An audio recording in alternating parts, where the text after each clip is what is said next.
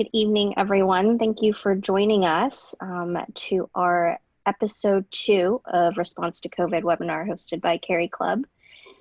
Again, really appreciate all of you coming and joining us, and it's unprecedented times for us. So us at CariClub, we wanted to provide a way to share information that is relevant to the nonprofit world and how we can help.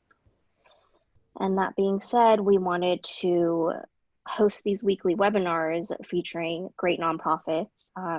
Joining us today are Good Shepherd Services and Association for a Better New York to share with us their experience. But before we get started on that, I'd love for our CEO, Roden, to talk a little bit briefly about CariClub and what we do for members that are new to the platform.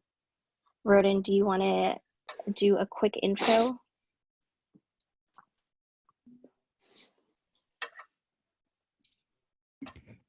There we are. Hi. Hi, everyone. Thank you so much for joining us today. I'm looking forward to learning more about these amazing organizations that we have today. My name is Roden Montrose. I am the CEO and founder of CariClub. We started this company for the explicit goal of making it as easy as possible for young professionals to get involved and make an impact in their communities. We partner with some really amazing companies to match their employees with specifically focusing on matching them with young professional board roles. Given the times that we're in right now, we just saw the huge importance of expanding that scope a little bit more and making it possible for members and individuals who have the ability to make an impact, whether it be through remote volunteering or otherwise, to get involved and join these nonprofits in their fight as we try to, to the best of our ability, bring some kind of normalcy and hopefully defeat this COVID-19 pandemic. Thank you so much for joining us again. Really looking forward to learning more about each of your organizations, and our members will get a chance to learn about how they can make an impact for you. Great, thank you, Roden. Really appreciate that. So like Roden's saying, associate boards and being able to work with nonprofits and young professionals, that's our bread and butter. But given the circumstances that we're in, we're really in uncharted waters. And I think organizations, big and small, really the common thing we can all say is we're on the same boat. We don't really know what's going on. We can have information comes to us day by day, minute by minute, and it changes so frequently. And to be able to try to get as much resources and accurate information is one of the most valuable things at this moment. And given that CariClub is based in New York City, and also the fact that New York City is the epicenter of the pandemic in the United States, we wanted to feature nonprofits that are really on the front lines and also, based in New York, home for them as well. As we get started with Good Shepherd Services and Association of for a Better New York, attendees, please feel free to chime in. There's a Q&A chat bot or a chat box where you can put in your questions live. And as we're talking, we will address the questions. And there's also going to be a Q&A section at the end where we can address those questions. But as we're talking, as we're sharing information, please feel free to chime in there. And there's also a chat as well. And if it's something pressing, feel free to raise your hand. There's a little raise your hand icon so we know that you have a pressing question. So without further ado, let me introduce our speakers from our great nonprofits. So from Good Shepherd Services, we have Harry Barbarian and Samantha Worth, and Association for a Better New York, Emil Skindle and Laura Montross. Harry and Sam are part of Good Shepherd Services, and they are really, again, on the front lines, really steering that campaign from the organization on how to really help help on the ground. And that being said, Harry, Sam, do you guys want to take it away? Can you kind of let us know what you guys are doing for COVID-19, and how are you guys getting ahead and getting ahead of the problem, and how can we support your efforts virtually? Yeah, definitely. Thank you. I can introduce myself first. My name is Samantha Worth, and I'm our individual giving coordinator. I actually started at Good Shepherd as a full-time volunteer in 2018, and I was hired into my current role last summer. And with this new role, I've had the opportunity to work with our spring board, which is what we call our associate board. And good evening, everyone. My name is Harry Berberian. Sam is my colleague, and I've actually been at Good Shepherd Services only for about 2 months, but have worked in the human services sector for about my entire career, almost 18 years. And very excited to share with you a little bit more about how CariClub can help and exactly what we're seeing on the ground as the needs that our program participants and our families are facing right now. Yeah, 2 strong months, Harry. Thank you. So Good Shepherd Services, just a little bit more about us. We recently changed our mission statement to reflect, our guidance by social and racial justice. So that's been something that's been kind of on the forefront of our change for 2020 in the new year. We are guided by 2 principles: our trauma-informed approach and our youth and family development approach.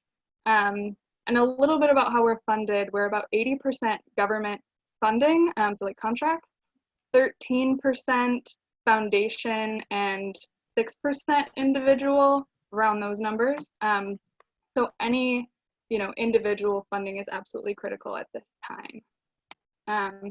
So a little bit more about how COVID has kind of impacted Good Shepherd so far. As you can imagine, we've had to stop all non-essential visits, like home visits for our participants. That includes our foster care programs and our prevention programs. A lot of that has gone remote if possible, but in many cases that is not possible with, many of our communities having a limited access to technology. All of our after-school programs are closed, and a lot of the other school-based programs that we're in have gone remote, again, if possible, with limited resources. And many of our community-based programs have been affected in the same way. And a lot of what Sam is sharing right now, just imagine, regularly, without the presence of this pandemic, human services organizations like Good Shepherd Services are providing vital services to families who are living below the poverty line and operating without the safety nets that many of us on this call have the advantage of. And so our organization represents that safety net. And during these times of crisis, our work is even more important, and in particular, our ability to connect with, engage, and activate individuals like members of CariClub is essential. We can't do this work without you. And unfortunately, I can say that in part because of the percentages that Sam shared and our reliance on government funding, and I would say the majority of our contracts across the board rely on attendance and take into consideration daily and monthly attendance. Our enrollment numbers, because they are low, because we've had to shift our programming to virtual and close down or temporarily pause services at our 86 community-based sites, this is putting us in a really challenging position, especially for the essential on-the-ground programs that right now are working, time and a half, many of these employees. And in order to compensate these employees and keep our organization running, we are around the clock trying to get the word out about our need for support. Mm-hmm. Absolutely. And I would say, fortunately for us, one of our 6 guiding values is responsiveness, which means that we have been in the practice of doing in-depth community needs assessments year-round. So, we've had that access to pull some of those from the past to kind of estimate, in this time where we don't have hard numbers on like what this actually might look like, or at least not yet. Here's what we know about what has happened in the past, and we can estimate or imagine what this only looks like now, right? Based off of that. And so in an effort to kind of refill those with current assessments. We've had multi-level conversations with our staff at the program level who are still, trying to run the services to the best of their ability, to staff all the way at the top and with our executive director. So we've really tried to centralize their responses and figure out exactly what it is that our programs need, right? So if we hear, someone needs a gift card for food, that might look very different from one neighborhood to the other just based on, what resources are available. And it might look like, okay, well, a family of 3 needs a different quantity or amount of gift card, right, than a family of 7. So we've been doing our best to really calculate our needs or the needs of our programs and staff in a way that, is actually helpful for them. So that's where a lot of our work has been, in this time of quarantine. And we've also tried to repurpose a lot of our staff whose programs may have closed so that if they can, be hosting some of those conversations as well, really trying to use all of the resources that we have to kind of form a fuller view of what's actually happening.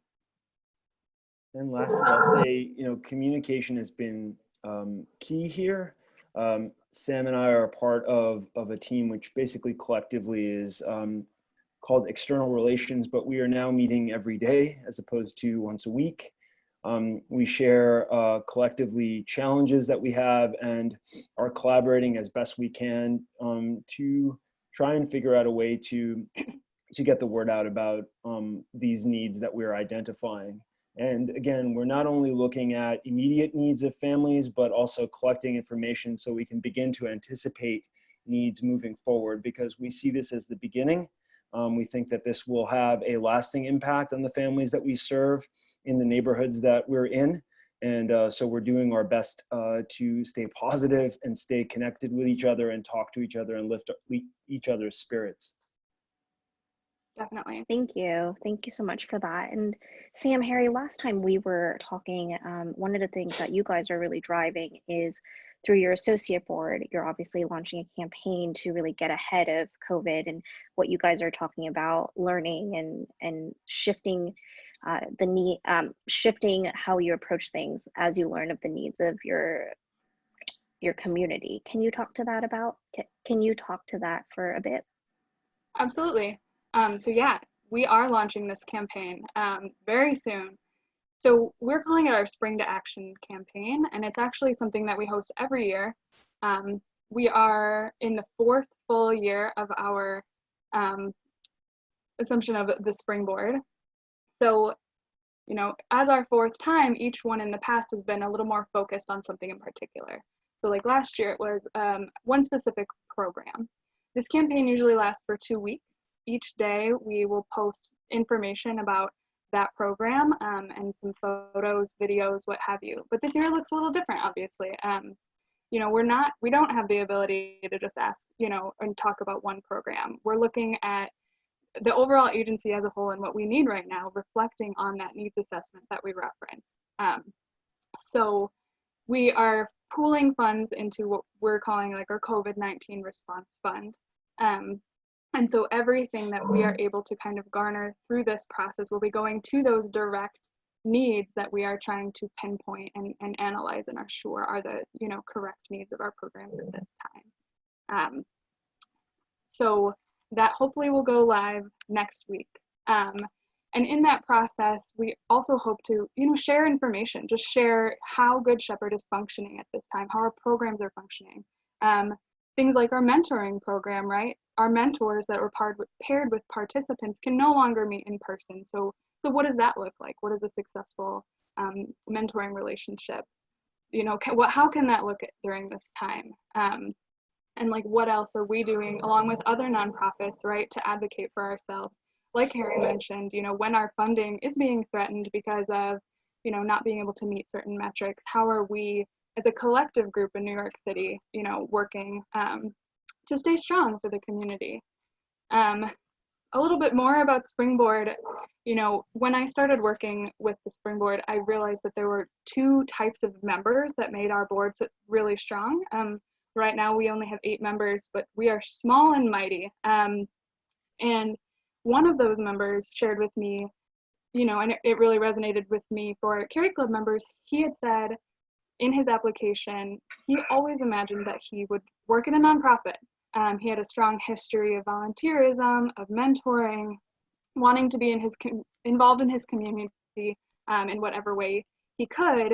And that's just not what ended up happening. But for him, this ability to, be on a board that focuses in volunteering, in getting to know the ins and outs of a nonprofit a little bit better, or just kind of brand raise and talk about the impact that nonprofits are having on communities, was just a great fit for him. And he's able to bring his professional skills and say, like, this is a passion of mine. How can I be doing both of these things, holding both my space, my corporate space, and also this love I have for nonprofits and just a true love of people, right? And then the second type of member that I think, we really love to have on our springboard are people who have been truly affected by some of the same systems that our participants have been, right?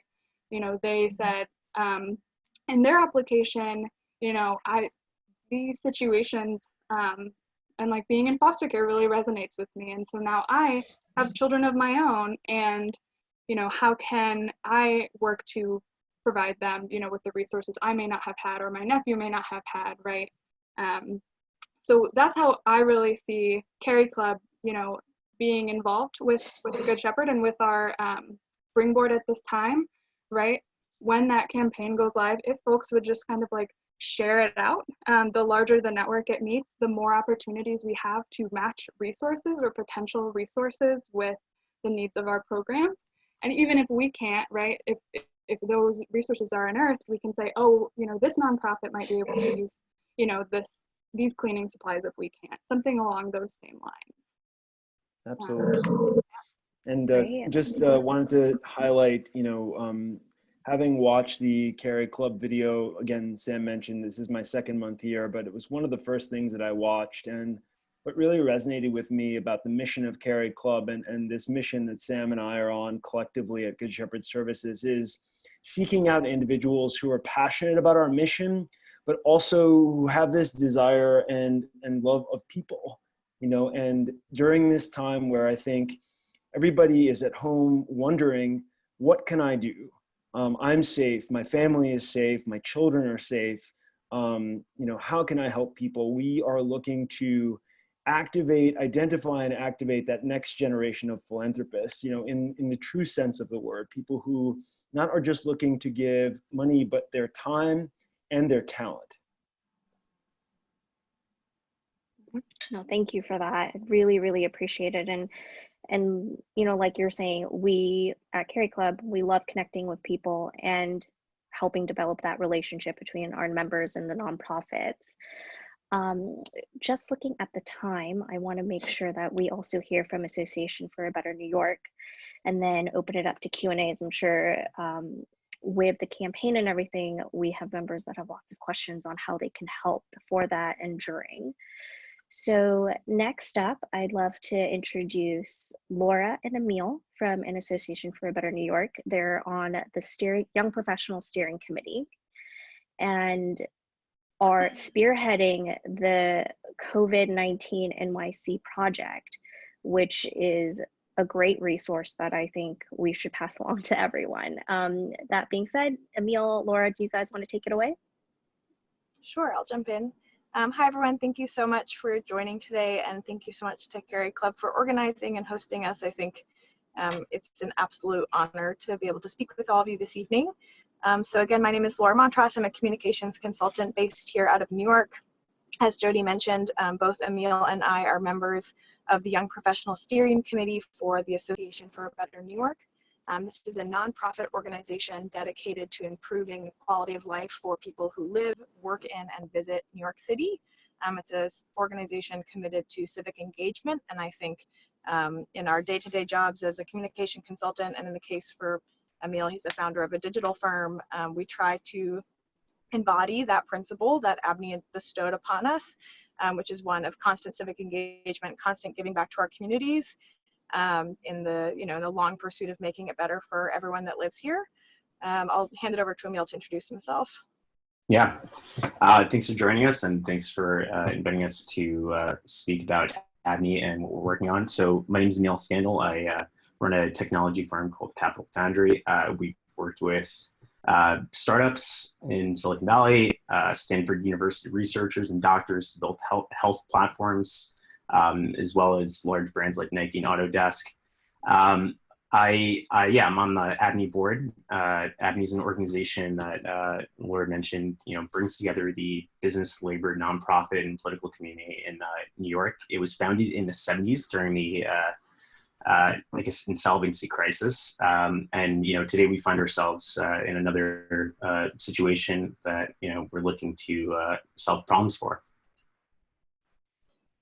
So a couple of weeks ago, I think as the coronavirus crisis was starting to hit New York in a very real and tangible way, Emil and I got together to discuss the ways in which we, as a communications consultant and as a technology expert, could combine our expertise and commitment to civic engagement and create something that would help New Yorkers. And so what we did just last week was launch a brand new website. It's called the domain is www.covid19.nyc. It's a knowledge-based website which provides top-line critical health information from the 4 top health authorities here in New York State. In this case, we're talking about the World Health Organization, the CDC, New York State Health Department, New York City Health Department, and we aggregate these information from these top 4 organizations into one place, into a simple, user-friendly online dashboard that is regularly updated and provides evergreen content about things that are very important when it comes to COVID and when it comes to public health, whether that's a determination of what the symptoms are, a description of what self-quarantining is, etc. And the reason why we launched this project and why we think it remains so important is what we were experiencing as citizens of New York was an information sharing problem, a sort of information architecture problem, if you will.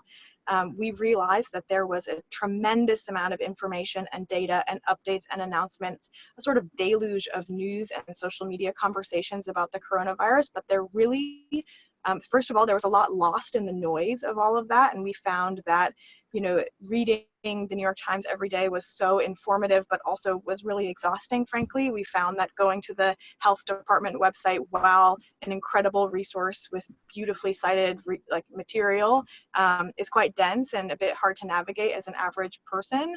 And so what we wanted to do was resolve and take sort of the best bits of all of that existing data and put it into a place that any New Yorker can go to every single day to get the latest information from the top health authorities. All of the information on covid19.nyc is cited back to those 4 sources. It's non-editorialized. We are not a news website by any means. We are an aggregator. We are a database. But I think given Emil's particular background in design and in UX, we wanted to ensure that people who visited the site felt a level of comfort with the data that allowed them to make an informed decision about their own public health or the health of their families. Yeah, and just to be clear, the problem that we're solving is the information gap, right? And there's so many layers of that problem, right? We don't know who has the virus. We don't know all the symptoms, right? New symptoms keep on coming out, the loss of smell perhaps or taste. So what we want to do is just spell things out as clearly and visually as possible for people, for New Yorkers. And we realize that, from the top level, from all the way at the top, from the WHO to the CDC to New York State, New York City, there are all these different guidelines. There's so much information. And by putting it all in one place and making it extremely accessible, it allows people to just have that information at their fingertips. They'll hear about the website, and 2 weeks from now, if they're symptomatic, they'll go back to the website and compare their symptoms rather than going to the hospital and overwhelming our healthcare system. So that's why we built this, and we built it in a very lean sort of way. Right now we have one API script running. It's a single page landing page. It's just very, very lean, so that the information is direct. And there isn't too much going on. What we realized with government websites, there are plenty out there right now that are providing information. It's links upon links, a lot of PDFs that are hidden, and people don't have all that information in a very direct sort of way. So yeah, I guess the plan for the next 2 weeks is to continue building this out.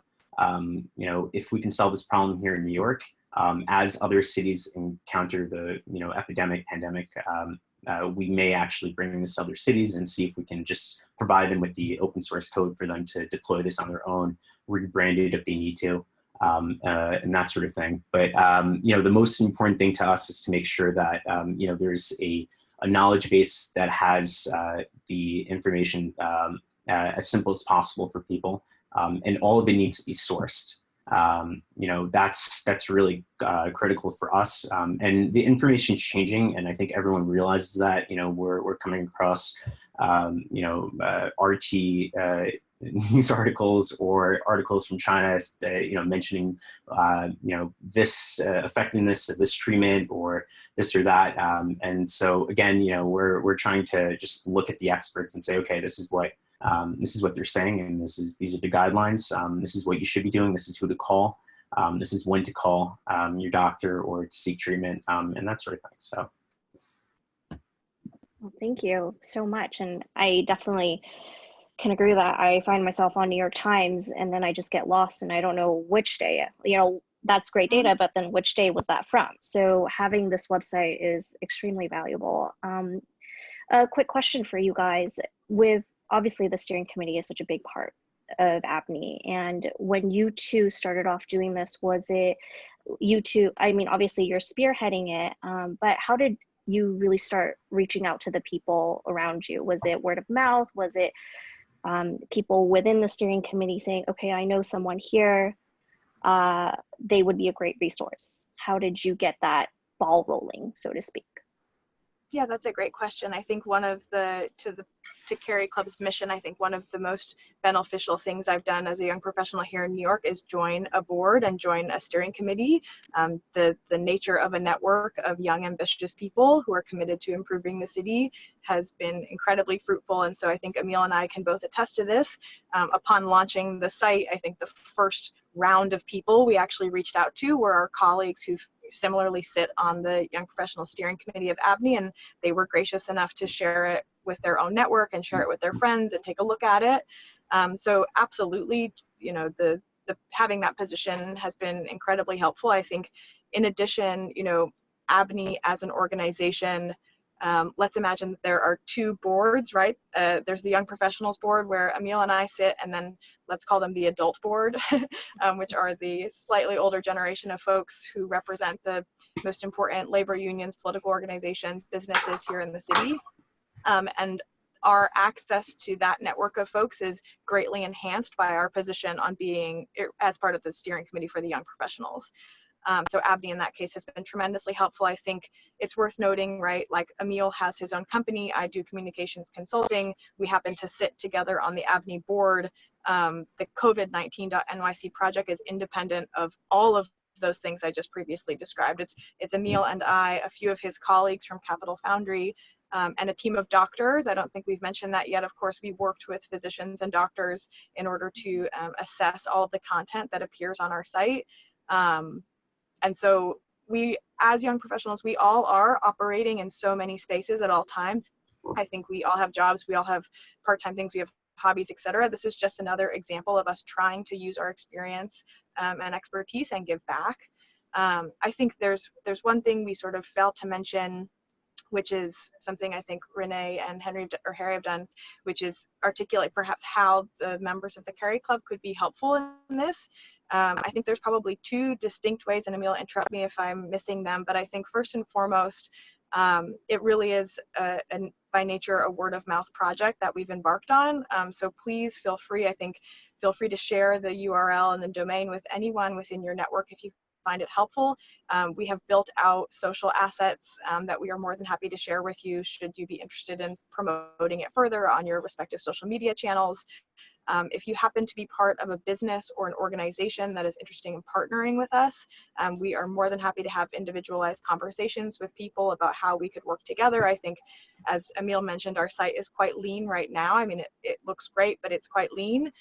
There's always room to expand the content. There's always room to expand the operations of the site. So we're completely open to feedback. So I think one is the notion of sharing and the notion of partnership. And then I think two, if there are any people on listening to this or watching this who are or are friends with or are family members of anyone that works in the healthcare profession, I think the opportunity for us to get in contact with and ask for feedback from as many healthcare professionals as possible. Those are the women and men who are on the front lines every single day, and if we can get their feedback and their input to make our information more accurate and our information more more appropriate for what the need state is on the ground, that's our top priority. So those are kind of the two things: sharing it with your network and sharing it with any physicians, nurses, doctors who can provide feedback for us. Emil, should I add anything else? Yeah, and if you'd like to be a part of the team, we're looking to expand the team for sure. Oh yes.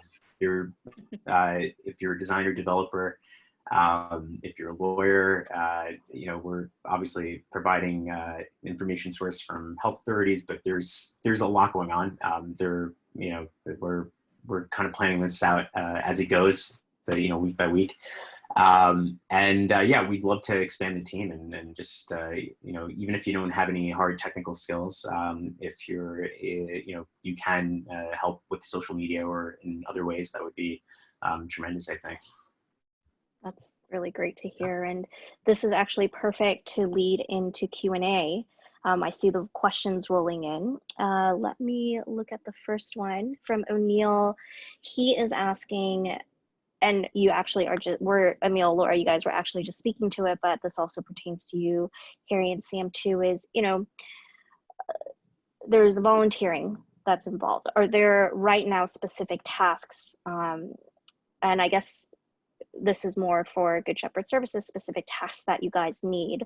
Laura, Emil, you guys are saying anyone with medical professional expertise, that's really welcome, or just anyone who wants to join the team. Harry, Yeah, do you want to take that question? We're obviously looking to, we have about 15 or 20 doctors that have signed up so far to review the content of the website. We would love to have more healthcare workers, epidemiologists, virologists, other folks like that, other experts give us feedback. That said, we also do want feedback from other folks. So even if you want to help out in a small way and just provide us with feedback, your initial thoughts on the website, is it informative? Are there other visuals that we can add to the website? We've come up with social media designs that provide other, that explain other symptoms and other comparisons and charts and visuals. But, we're constantly looking at other things that would be valuable for the public that we can cite, that we can source from a governing body or, a group like NIAID. And Harry, do you want to speak to Good Shepherd Services? I know you guys have a Catch a Fire site where people can go on and see what volunteer opportunities there are. Yes, I wanted to speak to that and also just quickly pass the mic to Sam to talk about virtual mentoring as well. I answered it, actually the question, and to all of the panelists and attendees, I'm just kicking out a link to a website that we use to post volunteer projects virtually. Right now, you're going to see one project which we have up there, which is we've got a list of about 1,200 plus corporate volunteers who over the last 10 years have in some capacity worked to support Good Shepherd Services. But because of turnover and because of lack of prioritizing this, we haven't really done a good job of finding out where these employees are, if they've moved on, and we're looking right now for someone to help us with basically research of these prospects. So that's one tangible way, and we will continue to post projects. If you go to our website that is linked to Catch a Fire, you'll see that. And then I wanted Sam just to share a little bit of another way that we are looking to engage people as volunteers. Yeah, absolutely. As Harry mentioned, and we talked about earlier, our mentoring program is still trying to go strong. Our third member of the team, that is Harry and I, Damien, he works with our mentors, and he is completely, engaged in the community that's trying to stay connected while, participants may not have the same kind of access to their families, their siblings, their friends at this time. So we definitely have a need for virtual mentors, but also virtual tutors. Students are still enrolled in classes, they're still taking exams, they're still writing projects, and they don't have the same kind of access to the after school programs that we offered previously, right? So there is definitely a need for folks who have, maybe some more of those hard skills that they can kind of share with our participants at this time. And I can definitely, oh, Harry, I see, added the link to our mentoring page. So we would love to have you involved. There is definitely a need for folks to be involved in that way right now. Yeah, and also, our phone numbers are up and email addresses have been listed. Thank you so much, Renee, for beautifully displaying this information. And really, we are not turning down phone calls from anyone. To give you an example, I spoke to somebody who is a community manager at Airbnb the other day, who's helping us think through just the creation of a form to gather information. Really, we are talking to anybody that reaches out to us to see whether or not we can find a way to bring their talent and their skills to help us with our mission right now. Great, thank you for that. And Harry, I believe you also have all of this posted on our platform. That is correct. As well, yeah. correct? So, a plug to CariClub. I must say, I really love the page that you've created and the tools. And if you're looking for more information about Good Shepherd Services and some of the board members and associate board members, and also more information about Sam and myself, I will also share in the chat our CariClub link. Thanks for that reminder. Thank you. And then one question that also came in just as we wrap up is, Laura, Emil, what's the best way to get social media content from you? And also, I think this would be a great question for Harry and Sam as well. Is there anything that you guys can share of us to just post out there to our own networks? Absolutely. Yeah, so Emil and I have a folder. I can email it around the second we get off this Zoom. And it has a ton of social media assets. It has a copy of our press release, which can provide you with more context for what's going on here. And then happy to share my contact information, Emil's contact information. We would love to learn about how you're interested in helping us and help, contributing to this cause. And yeah, thank you. So happy to share stuff. Great. Are there any other questions at all before we wrap things up? I guess I just had a quick question. Sure. For those who are listening in now, I know that there are some who are participating by telephone, and I saw some questions coming in. But if anybody is listening there and any of what Emil, Sam, myself have shared tonight resonates with you, please reach out. This is a time where no one is a stranger. We're looking for anyone who is inspired by our missions or collectively. New York City needs you right now more than ever. I cannot emphasize that enough. Thank you for saying that, Harry, you couldn't have said it better. And, as always with CariClub, our goal is to try to provide as much information and to let people know, to let our members know how we can help virtually or in person and with an immediate nature. And we will be doing this weekly, and all of these webinars are recorded. So if you want to go back to it and share with your own network, definitely please feel free to. Great. Well, Harry, Sam, Lauren, Emil, thank you again so much for taking the time out of your day and talking to us. And if there's nothing else, I think we can call it a night. Have a good evening, everyone. And thank you again for coming to our webinar. Really, really appreciate it.